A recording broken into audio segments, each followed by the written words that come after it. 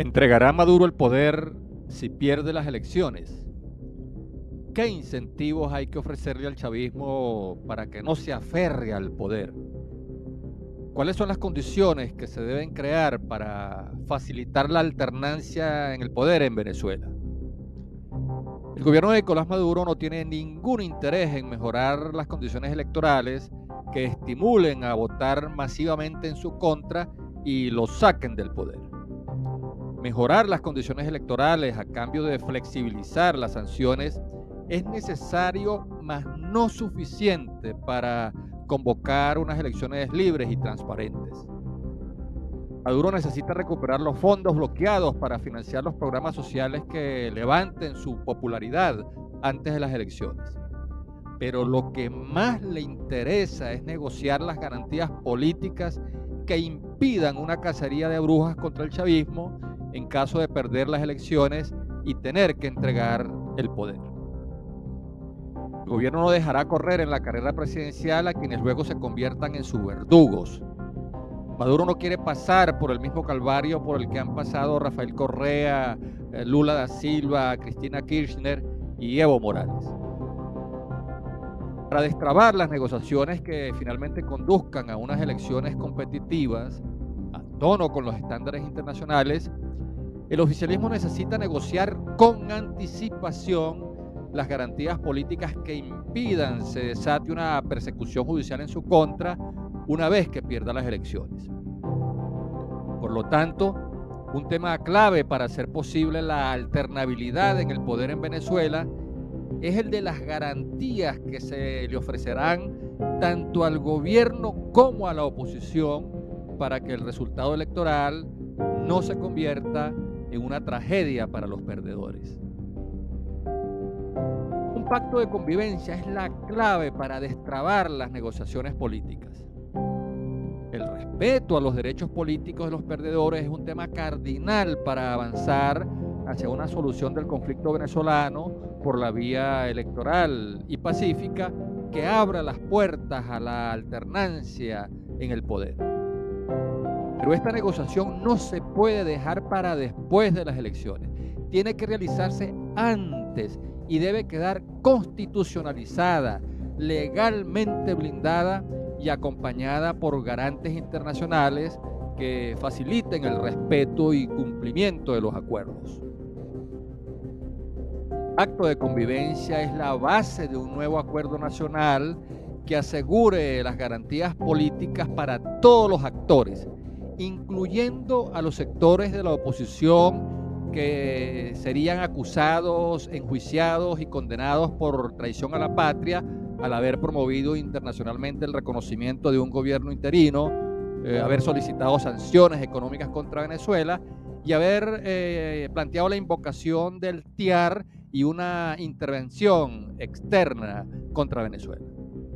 Este acuerdo es lo que puede hacer posible la liberación de todos los presos políticos y el retorno de los exiliados. Un pacto de convivencia también es necesario para crear la viabilidad económica de la transición política.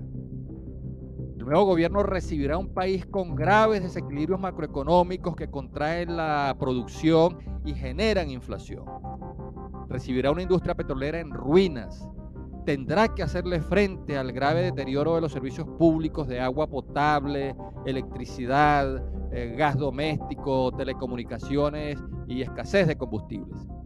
Heredará una enorme deuda social en un país en el que los sistemas públicos de educación y salud están colapsados. Si quiere dar una pronta respuesta a esta problemática, el nuevo gobierno tendrá que aplicar medidas urgentes y drásticas. De lo contrario, su base de apoyo se decepcionará y el creciente malestar social atizará un clima de protestas y conflictividad que pueda ser ingobernable al país. Un pacto de convivencia es necesario para crear las bases de la estabilidad y gobernabilidad postelectoral. Si el gobierno es reelecto debido a la división y abstención de sus adversarios políticos, la oposición lo tiene que dejar gobernar en vez de reeditar los episodios de la salida violenta y la remoción anticipada del presidente de la República por caminos distintos al electoral. Y si gana la oposición, el chavismo no puede promover una ola de protestas que obstaculicen las reformas económicas, políticas e institucionales que es necesario acometer para que el país salga de la crisis. La clave para solucionar el conflicto venezolano no está en el canje de mejores condiciones electorales a cambio de flexibilizar las sanciones y liberar los fondos bloqueados. La clave para destrabar el juego y facilitar la alternancia en el poder en Venezuela es la rehabilitación de los precandidatos, la liberación de los presos políticos y el retorno de los exiliados a cambio de un pacto de convivencia que evite las persecuciones, juicios y encarcelamiento contra los perdedores. Un pacto de convivencia pasa por una reforma constitucional para que el expresidente de la República y el candidato que resulte perdedor sean designados como diputados vitalicios con inmunidad parlamentaria por delitos políticos.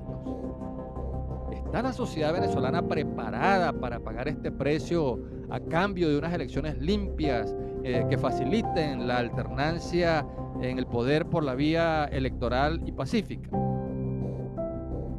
Tengamos en cuenta que una eventual victoria de un candidato opositor en las elecciones presidenciales de 2024 tendrá que coexistir con los poderes legislativo, judicial, electoral y ciudadano, así como la mayoría de las gobernaciones y alcaldías que quedarán bajo el control del chavismo.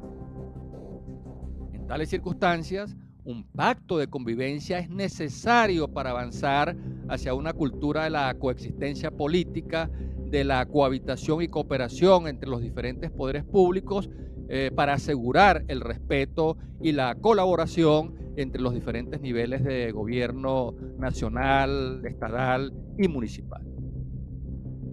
Un pacto de convivencia debe dejar claro el papel que le corresponde cumplir a la Fuerza Armada Nacional Bolivariana en el proceso de transición.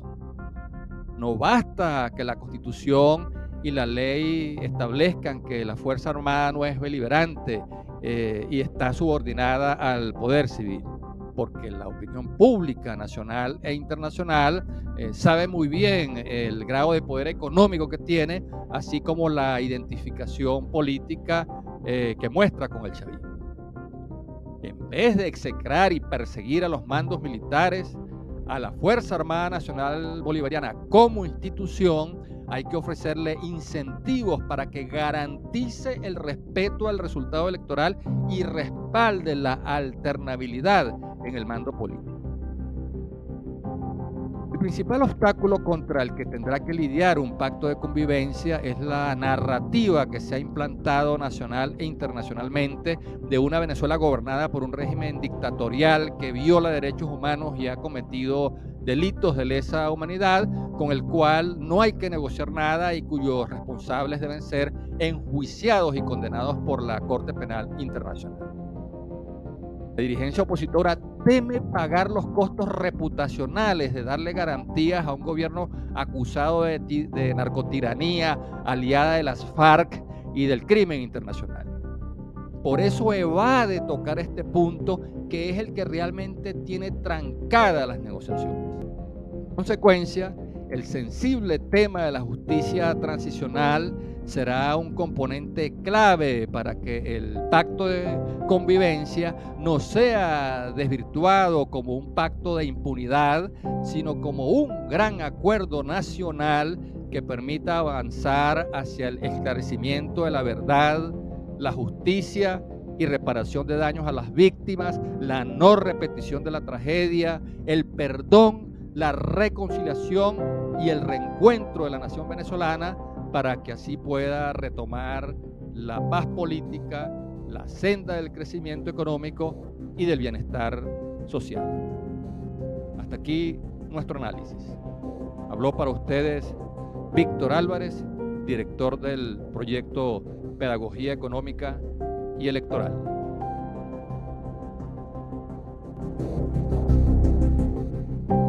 Te invitamos a suscribirte al canal YouTube de Pedagogía Económica y Electoral y activar las notificaciones para que recibas nuestras próximas entregas.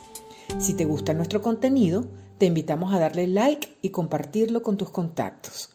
Así nos ayudarás a seguir ampliando esta comunidad virtual en la que presentamos propuestas sensatas y viables para elevar el nivel de debate económico, político y electoral en Venezuela.